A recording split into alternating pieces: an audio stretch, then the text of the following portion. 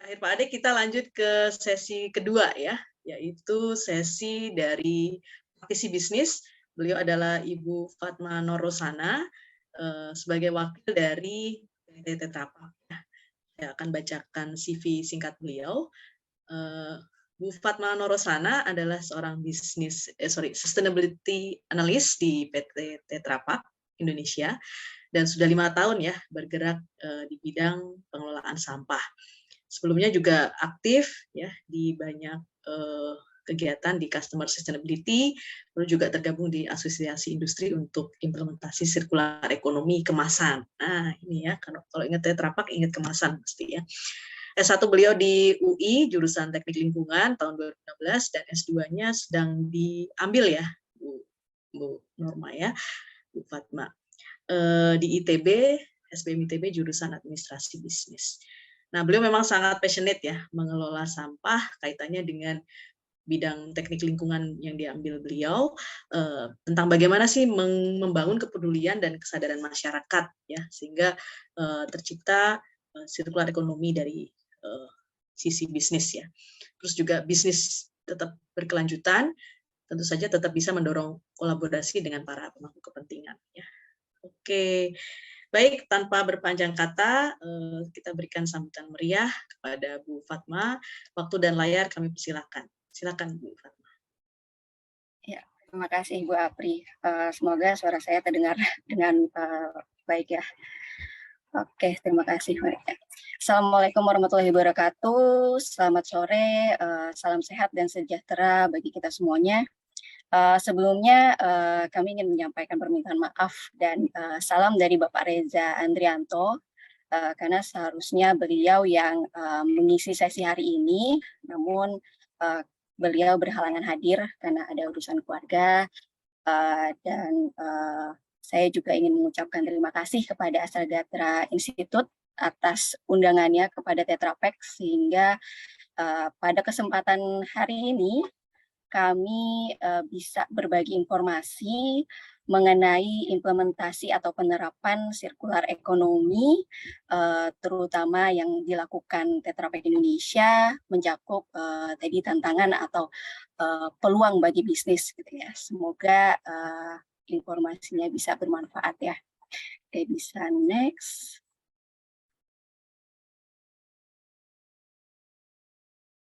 Boleh di next. Oke, terima kasih. Ya, mungkin sedikit perkenalan dulu. Jadi Tetra Pak merupakan perusahaan yang bergerak di bidang pemrosesan dan pengemasan makanan dan minuman. Dan kami bermitra erat dengan pelanggan dan pemasok kami untuk menyediakan produk yang aman, inovatif, dan berwawasan lingkungan. Kami juga meyakini atas kepemimpinan industri yang bertanggung jawab, serta pola pendekatan bisnis yang berkelanjutan. Dan hal ini terbentuk dalam motto kami, yaitu melindungi yang baik dengan komitmen untuk melindungi pangan, melindungi manusia, melindungi planet, yang juga mencerminkan visi dari Tetra Pak itu sendiri, yaitu untuk menghadirkan makanan dan minuman yang aman dan tersedia kapanpun, dimanapun juga. Oke, boleh next slide. Ya. Kami di Tetra Pak memiliki ambisi untuk menyediakan kemasan makanan dan minuman yang berkelanjutan, dan juga berkomitmen untuk mengurangi dampak lingkungan di sepanjang rantai nilai kami, dan juga tentunya turut berkontribusi pada sirkular ekonomi rendah karbon. Apa sih itu sirkular ekonomi rendah karbon? Jadi kami melihat sirkular ekonomi ini tidak hanya membicarakan tentang penanganan limbah atau sirkularitas dari suatu material, tapi kami juga melihat ada potensi untuk mengenai energi terbarukan dan sumber daya terbarukan juga. Nah, di sini kami Tetra Pak berkontribusi pada ekonomi sirkular rendah karbon dengan mengurangi jejak karbon dari produk dan tentunya operasi kami, serta mendukung pelanggan atau brand owner untuk mengurangi jejak karbon mereka juga. Dan beberapa upaya yang kita lakukan salah satunya adalah meningkatkan penggunaan material berbasis tanaman yang bersumber secara bertanggung jawab. Dan juga memastikan bahwa semua kemasan karton yang kita produksi itu semuanya bisa dikumpulkan untuk didaur ulang. Tadi juga sudah dijelaskan oleh Pak Ade ya, bahwa pentingnya bisnis untuk bertransformasi ke arah konsep circular economy. Jadi di mana tanggung jawab manufaktur atau perusahaan tidak hanya sampai menjual produknya ke konsumen atau ke customer-nya gitu ya, tapi sampai memikirkan bagaimana produk tersebut setelah digunakan oleh masyarakat gitu. Jadi itulah sedikit tadi gambaran ekonomi sirkular. Boleh dilanjut? Ya, lalu bagaimana sih kemasan karton bisa berkontribusi gitu ya dalam circular ekonomi rendah karbon? Informasi mungkin yang bisa saya bagikan pada tahun 2019, Tetra Pak secara global kami turut berpartisipasi dalam penandatanganan The New Plastic Economy Global Commitment yang merupakan inisiatif dari Ellen MacArthur Foundation untuk mendorong pemangku kepentingan dalam menerapkan prinsip-prinsip sirkular ekonomi. Nah, maka dari itu kami sebagai industri kemasan makanan dan minuman tentunya ya kami ingin berkontribusi lah untuk memajukan gitu ya, untuk memperbaiki kondisi planet kita. Dan tentunya untuk melakukan tersebut kami menghadapi beberapa tantangan. Dan tentunya juga perusahaan-perusahaan lain yang sedang bertransformasi ke arah circular ekonomi pasti menghadapi beberapa tantangan yang sama gitu ya. Dan tapi di sini kami mencoba untuk menghadapi tantangan-tantangan tersebut dengan beberapa inovasi yang bisa kita tawarkan yang tentunya sejalan dengan komitmen Tetra Pak untuk mendukung circular ekonomi. Beberapa di antaranya yaitu dari segi bahan baku dan juga sumbernya ya.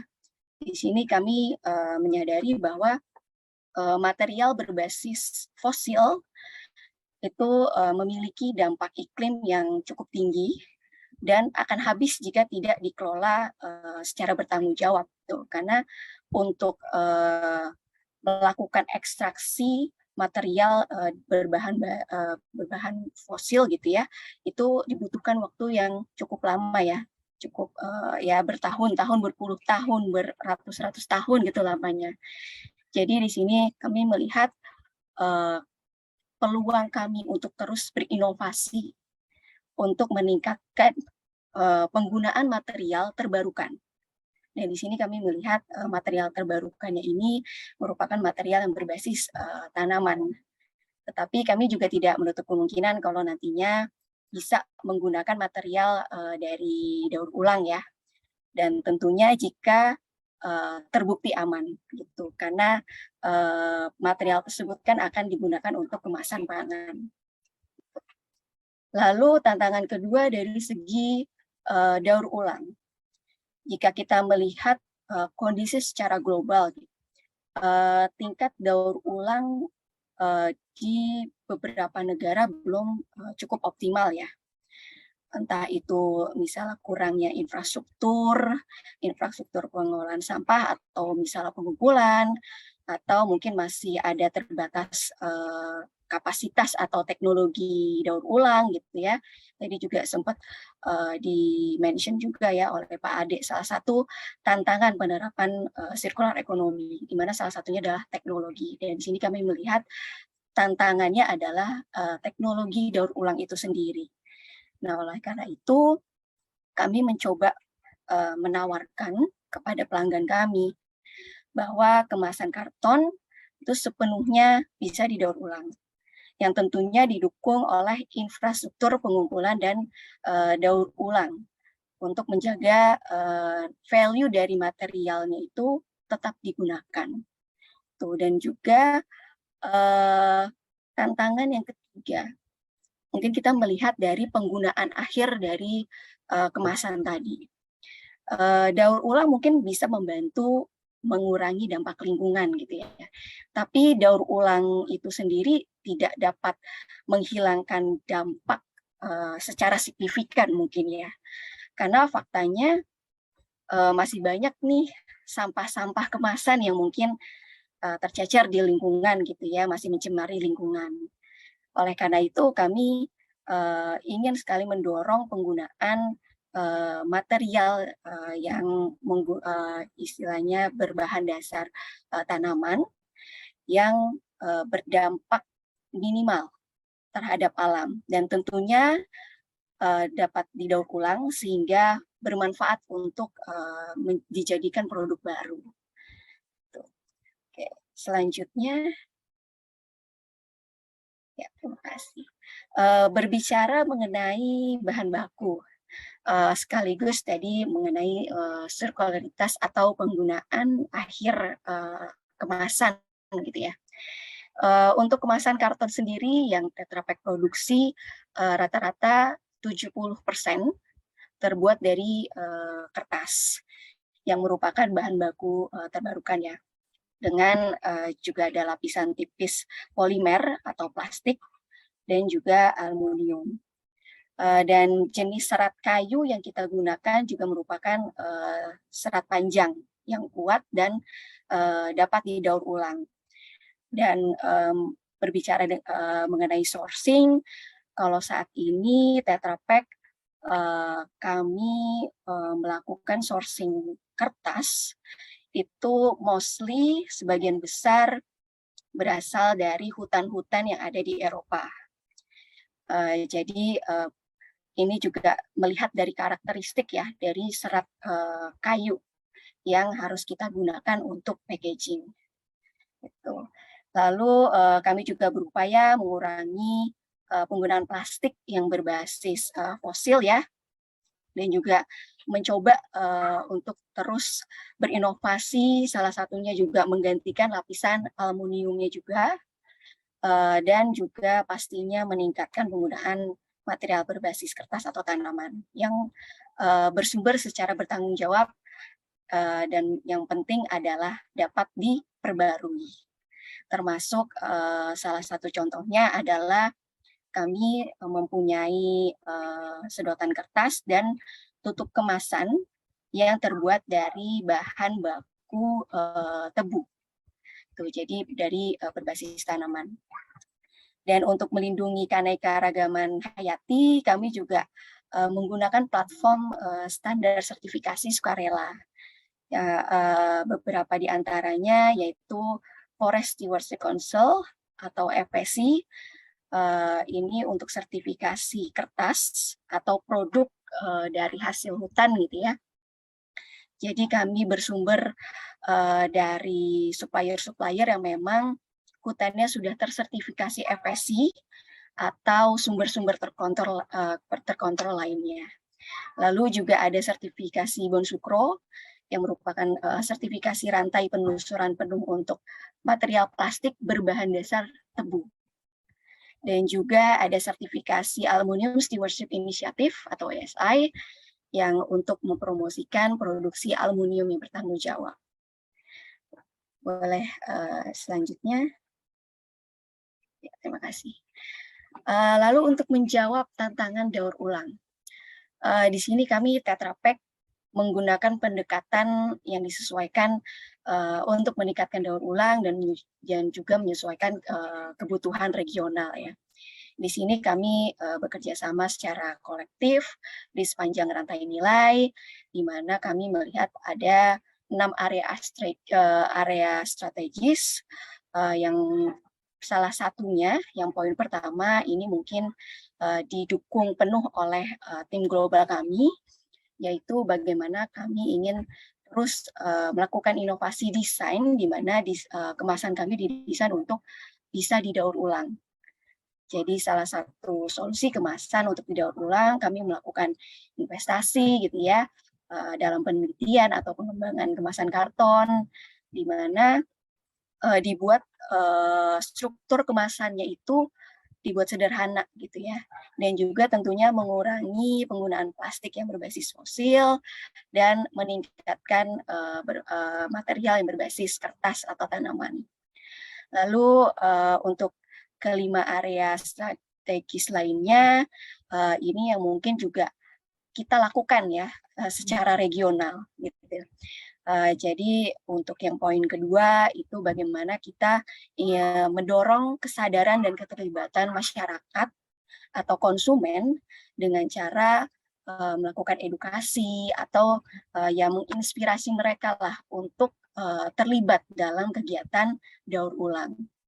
Lalu juga yang ketiga, tentunya yang tidak kalah penting adalah mendukung infrastruktur pengumpulan dan pemilahan yang ada di semua sektor tentunya. Dan kita secara aktif melibatkan pemangku kepentingan seperti pelanggan kami atau brand owner, lalu juga ada pelapak gitu ya, dan juga pastinya perusahaan pengolahan limbah dan pembuat kebijakan, dalam hal ini pemerintah.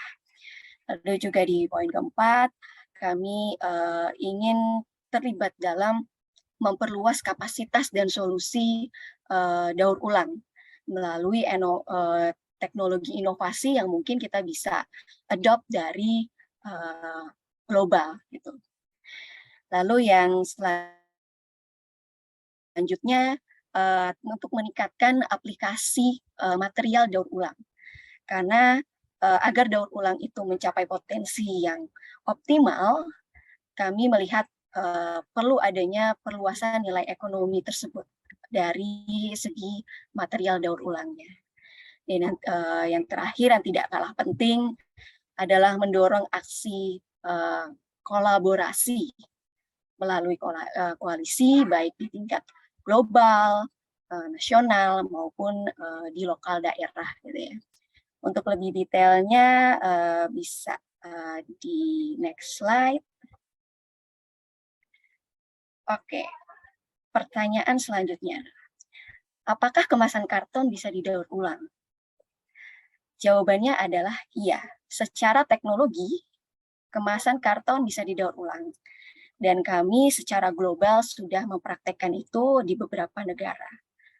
Lalu, apakah di Indonesia kemasan karton bisa didaur ulang? Tentu bisa.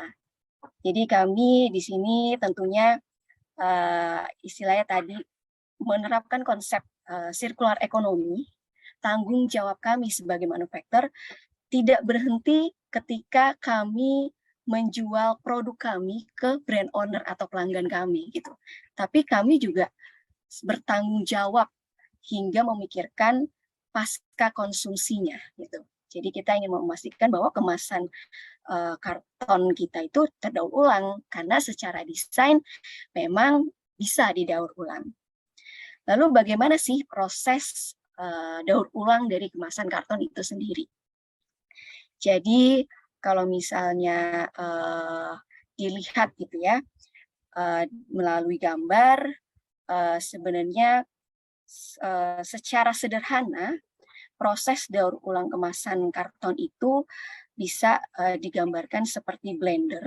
Jadi blendernya itu adalah alatnya atau teknologinya untuk mendaur ulang kemasan karton.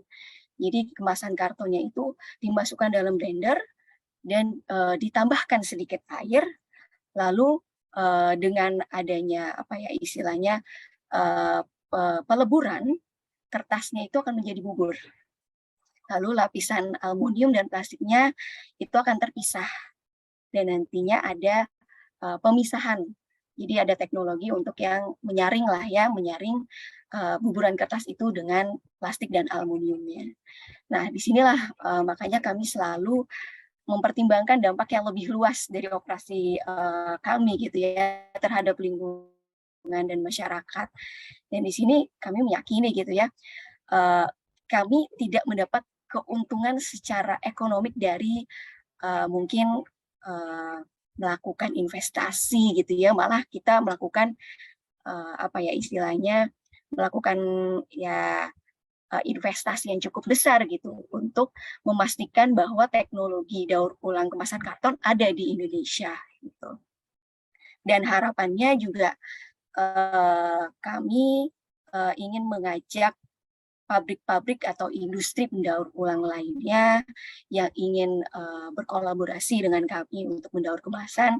Ayo kita coba diskusi bersama gitu ya, melihat apa sih bagaimana nilai ekonomi dari kemasan karton itu sendiri gitu. Karena kami tidak memiliki pabrik daur ulang. Jadi di sini kami menerapkan skema kolaborasi bersama industri. Tuh. Dan diharapkan ke depannya kemasan karton itu dipandang sebagai sumber bahan baku yang berharga gitu. Dan tentunya harapannya gitu ya, semua dari rantai nilai daur ulang mendapatkan manfaat secara ekonomi maupun sosial dan juga lingkungan. Oke, selanjutnya, lalu bagaimana dengan jaringan pengumpulannya? Di Indonesia mungkin secara untuk gambaran kegiatan pengolahan sampah itu bisa dibagi menjadi 2 sektor gitu, secara formal maupun informal.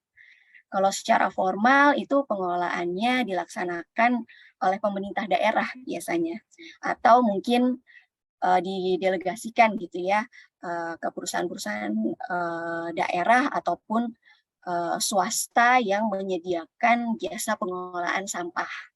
Dan ini mungkin biasanya beberapa di antaranya seperti TPS 3R, bank sampah gitu ya, atau sekarang juga sudah mulai bermunculan ya perusahaan-perusahaan yang menyediakan jasa di pengelolaan sampah.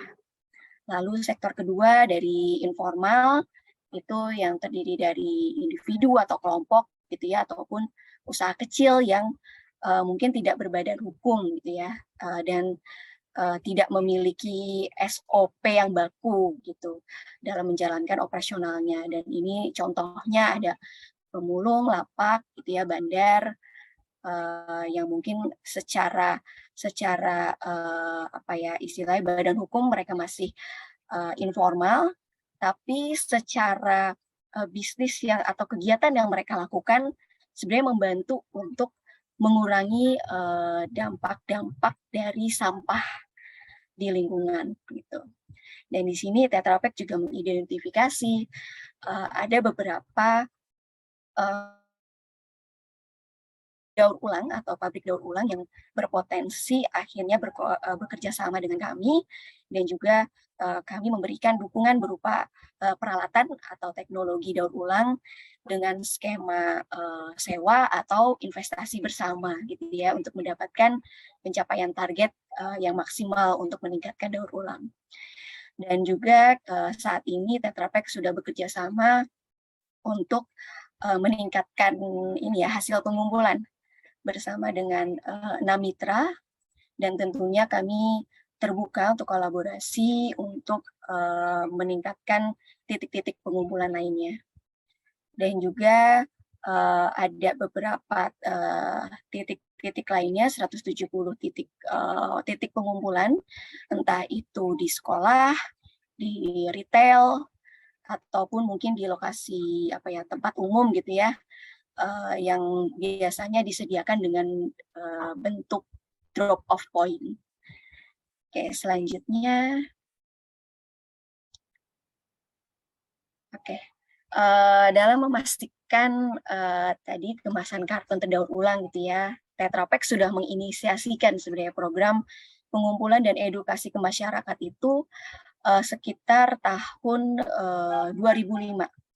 Jadi kami sudah melakukan program tersebut bahkan sebelum Undang-Undang Persampahan diterbitkan. Jadi di sini kami melibatkan mitra pengumpul untuk melakukan edukasi ke masyarakat untuk memastikan bahwa kemasan karton itu terpilah di sumbernya, entah itu di rumah atau mungkin di perkantoran gitu ya. Hal itu dilakukan semata-mata agar nilai dari kemasan karton itu dapat dipertahankan. karena nantinya kan bisa dijual gitu ya untuk didaur ulang.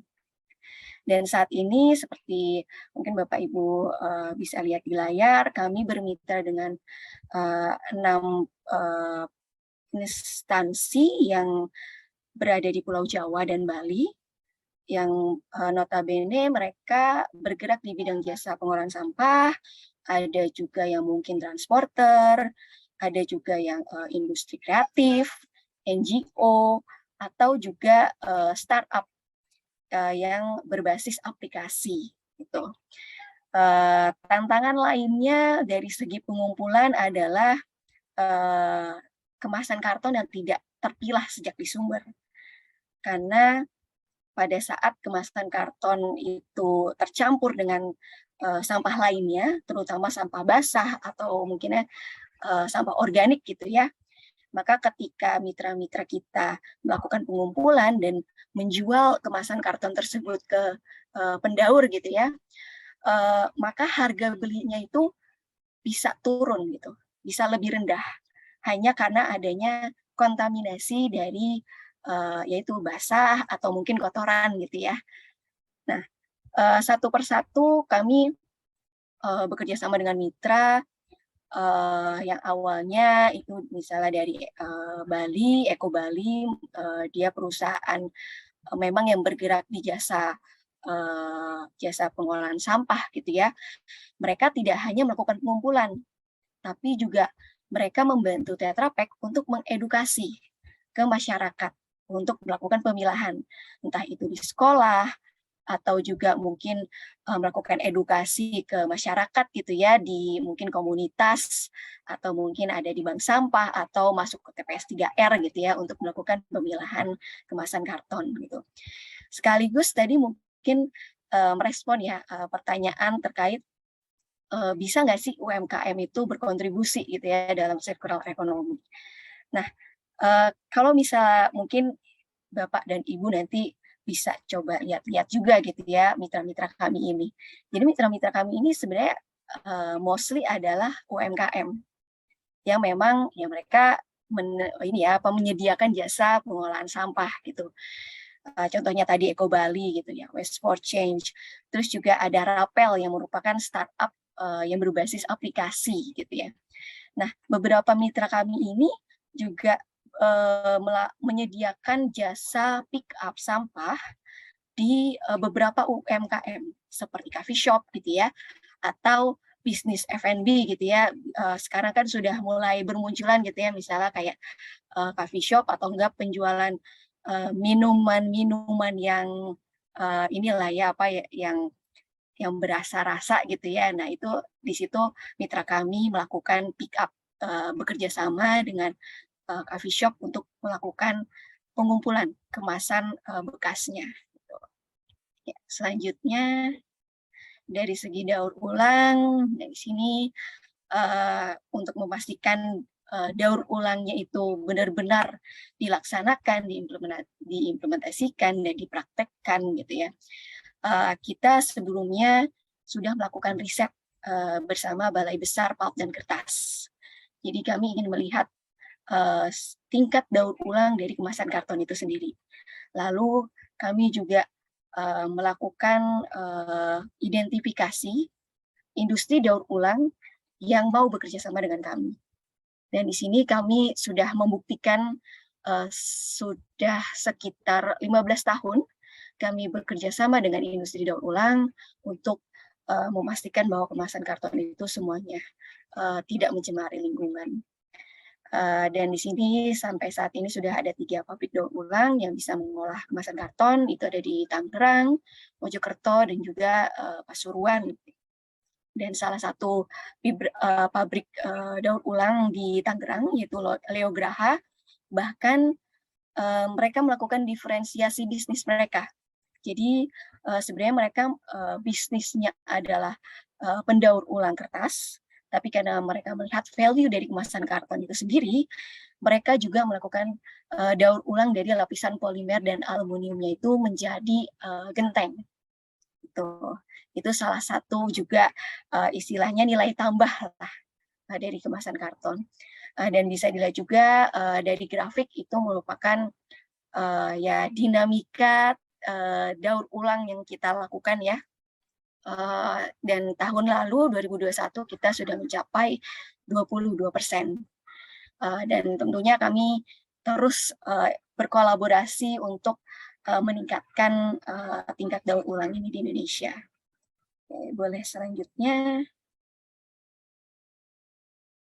Untuk mengubah material daur ulang gitu ya menjadi produk baru, itu merupakan ini ya, apa istilahnya, bagian mendasar dari circular economy. Karena sangat penting bagi kami untuk maksimalkan gitu ya nilai dari material daur ulang. Dan berikut di slide bisa Bapak Ibu lihat beberapa contoh gitu ya hasil nyata produk hasil daur ulang dari kemasan karton. Yaitu bisa berupa kertas daur ulang yang mungkin nanti bisa diaplikasikan sebagai buku catatan, atau juga tadi polimer dan aluminiumnya atau polialnya bisa dijadikan papan partisi atau genteng gitu ya. Dan bahkan yang terbaru kami bekerja sama dengan Ripal di tahun 2020 untuk melakukan inovasi daur ulang polial untuk dijadikan palet plastik. Itu yang terbaru yang kami lakukan kerjasama. Dan tentunya kami bersama mitra terus mengeksplor gitu ya aplikasi material daur ulang ini. Selanjutnya, ya tadi sebagai praktik nyata kami juga gitu ya dalam hal edukasi, walaupun kami bisnisnya B2B ya, tapi kami juga melakukan edukasi langsung terjun ke masyarakat gitu ya, dengan kolaborasi juga tentunya misalnya dengan brand owner pada saat ada event-event gitu ya. Tentunya ini berupaya untuk meningkatkan kesadaran konsumen gitu ya, untuk mengubah perilaku atau kebiasaan mereka untuk melakukan pemilahan di sumber gitu. Dan di survei kita pun melakukan edukasi atau melakukan diversifikasi pendekatan edukasi ini melalui beberapa platform, beberapa di antaranya website Tetra Pak, terus juga ada sosial media yang tentunya juga biasanya dilakukan oleh mitra kita dan juga berkolaborasi dengan brand owner dalam program dan event. Dan juga kami sudah membangun booth edukasi di Taman Pintar Jogja. Oke, yang terakhir mungkin ya, terakhir yang tidak kalah penting berbicara mengenai sirkularitas atau dari segi kolaborasi gitu ya. Karena kami di sini melihat sangat penting gitu ya untuk mengubah solusi pengemasan kami agar dapat didaur ulang, tapi juga penting juga gitu ya untuk praktek daur ulang di lapangannya. Maka dari itu kami berkolaborasi dengan berbagai pihak gitu ya, entah itu dari segi dari tingkat global maupun di nasional. Dan di sini kami untuk memastikan pengumpulan dan daur ulang yang efektif di lapangan, pihak-pihak yang kami ajak kolaborasi melingkupi pemasok kami atau supplier gitu ya, lalu pelanggan kami atau brand owner, bahkan kompetitor kami juga kami ajak kerjasama untuk sama-sama meningkatkan daur ulang kemasan karton. Dan tadi juga mungkin merespon juga yang tadi Pak Ade sempat share gitu ya di tingkat nasional, kami tergabung dalam asosiasi atau organisasi PRAISE dan iPro, di mana Tetra Pak juga merupakan founder. Jadi di iPro dan PRAISE itu foundernya sebenarnya ada 6 perusahaan, ada Coca-Cola, Danone, Indofood, Nestle, Tetra Pak, dan Unilever. Dan untuk di iPro sendiri, kami membuka kolaborasi seluas-luasnya untuk semua produsen. Dan saat ini juga di iPro sudah sekitar 6 perusahaan yang tergabung, Jadi kalau misalnya nanti mungkin ada perusahaan-perusahaan yang ingin bergabung dalam iPro untuk sama-sama gitu ya meningkatkan pengumpulan dan daur ulang kemasan di Indonesia, mari kita kolaborasi bersama gitu. Oke, mungkin demikian beberapa hal yang bisa saya sampaikan pada kesempatan kali ini. Mohon maaf apabila ada tutur kata yang kurang berkenan. Saya serahkan kembali ke Bu Apri ya untuk sesi selanjutnya. Terima kasih. Baik, terima kasih kepada Bu Fatma atas paparannya yang jelas ya dan menunjukkan banyak contoh praktek terbaik dari PT Tetra Pak ya dalam hal sirkular ekonomi khususnya di industri kemasan. Baik, sekarang saya akan buka ruang pertanyaan kepada Bapak Ibu yang ingin bertanya, silakan raise hand atau bisa mengisi pertanyaannya di forum chat ya.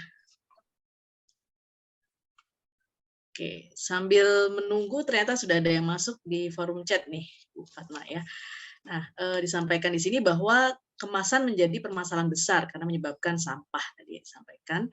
Nah, kemasan juga kadang menjadi halangan ya bagi bisnis untuk bisa menerapkan konsep sirkular ekonomi karena dianggap mahal tadi jadinya. Nah, menurut Ibu sebagai praktisi khususnya yang menangani tentang industri kemasan makanan minuman ini ya, selain kemasan karton, kira-kira apakah ada kemasan lain yang bisa dikatakan ramah lingkungan gitu, sehingga bisnis bisa tetap menghasilkan laba gitu ya, dan juga tetap bisa kelanjutan atau bisa kemasannya itu bisa dipakai berkali-kali gitu. Ya. Oke, terima kasih sebelumnya atas pertanyaannya. Mengenai kemasan gitu ya, sebenarnya kita mungkin bedakan gitu ya, ada 2 tipe kemasan yang mungkin teman-teman atau Bapak Ibu gitu ya sering mendengar kayak single use packaging gitu ya. Memang kemasan yang digunakannya hanya bisa sekali gitu. Atau juga ada tipe kemasan yang bisa digunakan berulang-ulang. Misalnya mungkin kayak tempat makan gitu ya, wadah makan yang mungkin kita bisa gunakan berulang-ulang gitu ya, atau misalnya kayak botol kaca gitu ya. Ya tentunya ini menjadi suatu tantangan juga gitu ya bagi kami gitu. Karena kami di sini melihat kemasan kemasan yang kita produksi ini masuk ke dalam tipe single use gitu, sekali pakai. Nah, maka dari itu kami dari sisi perusahaan bagaimana tanggung jawab kami gitu ya untuk memastikan bahwa kemasan tersebut tidak mencemari lingkungan gitu ya. Menjalankan sirkular ekonomi dengan cara ya pastinya memastikan bahwa secara desain kemasan tersebut bisa didaur ulang, lalu secara teknologi untuk pasca konsumsi kemasan tersebut bisa didaur ulang. Itu salah satu upaya lah yang kami lakukan itu. Dan tentunya ada kemasan-kemasan lain gitu ya yang bisa kita katakan mungkin ramah lingkungan gitu ya. Karena secara praktek hampir sama seperti kemasan karton. Contohnya mungkin botol PET gitu ya. Sekarang yang mungkin yang juga dipromosikan oleh teman kita dari Danone gitu ya, kemasan PET mereka bisa didaur ulang dan bahkan material daur ulang tersebut bisa dijadikan kemasan kembali. Nah, ini juga salah satu upaya sirkularitas gitu ya.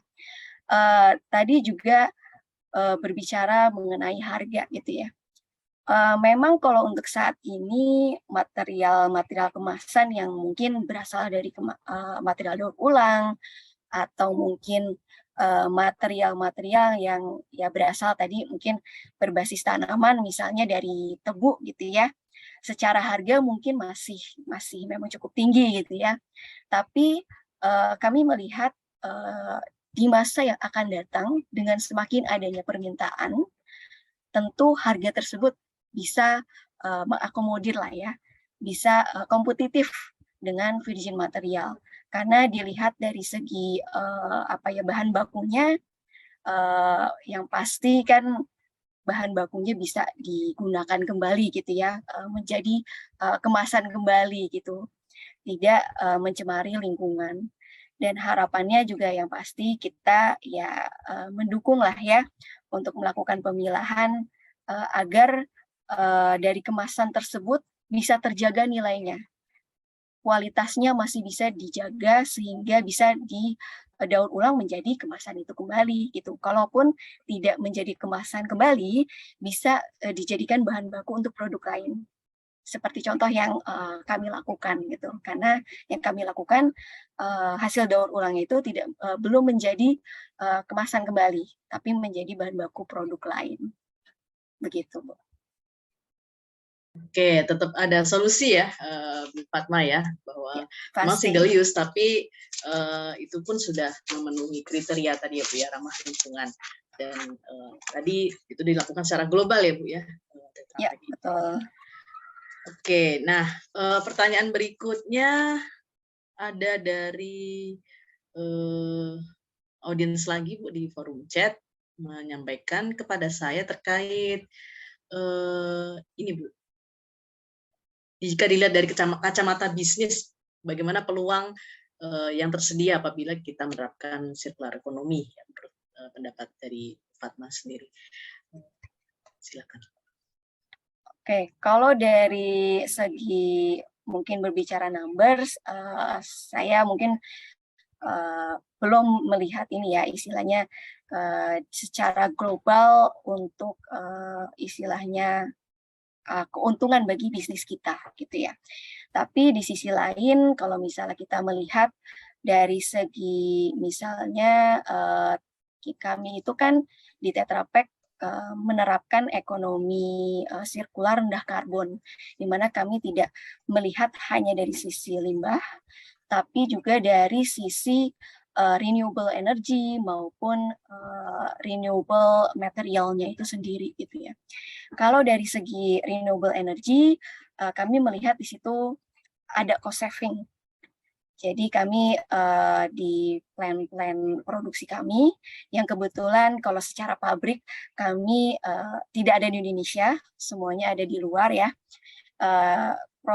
Pabrik kami di luar sudah sekitar 80% menggunakan renewable energy.